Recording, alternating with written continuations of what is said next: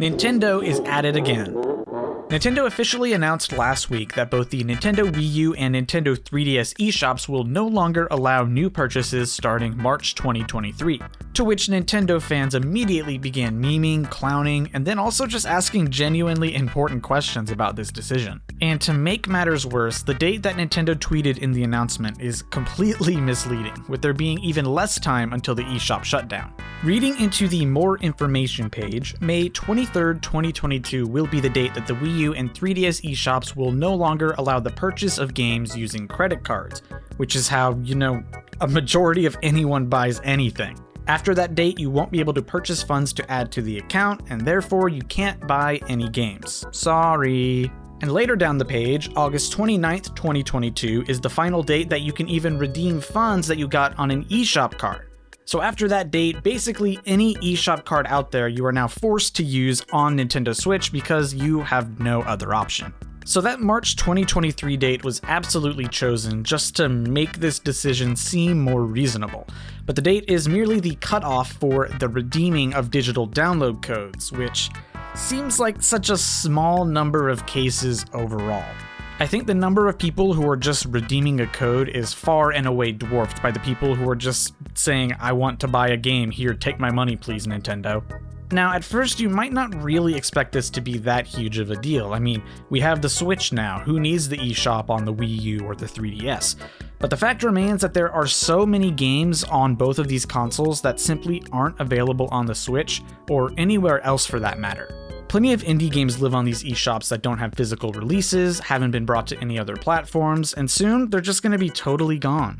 The Virtual Console also gave us a whole library of retro games that we're going to miss out on. Even considering the NES, SNES, N64, and the Sega libraries that are a part of the Switch Online system, there are still a ton of games that are missing. And in the case of the games that are on the Switch, you can't even just buy them outright by themselves. You have to subscribe to their online service and then you get the games, meaning you have to pay for them forever if you want to keep access to them. And the Virtual Console would just be a one-time purchase. But even full-fledged AAA titles are available on the eShop, including Nintendo's own. For example, the Wii U is the only console that you can play Xenoblade Chronicles X on, and let's say you get into the Xenoblade series late. Suddenly, August 2022 comes around and you can't buy it anymore on the eShop, so you're forced to track down a physical copy, and then that's its own can of worms to open up.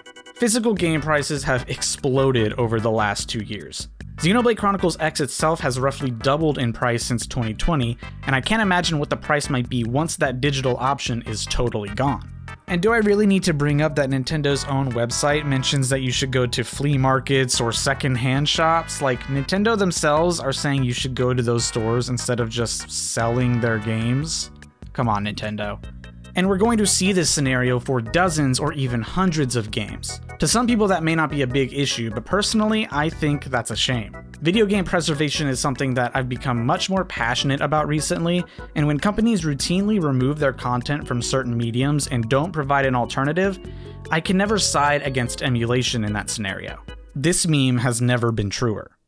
So all of this is to say, if you have a 3DS or a Wii U, mod it. I've had both of these consoles for a long time and they've been modded for a long time, and nowadays the process for both of these is just incredibly straightforward and almost idiot-proof. Gone are the days of sketchy YouTube tutorials that are completely out of date. I'm gonna drop links in the description that walk you through and basically hold your hand through the entire process in order to get these consoles modded. And from there, you're totally free to back up any games that you might have downloaded so that just in case something happens to the console, you have these games somewhere. They're digitally backed up. And whatever else you decide to do with your newly modded console, have fun with it.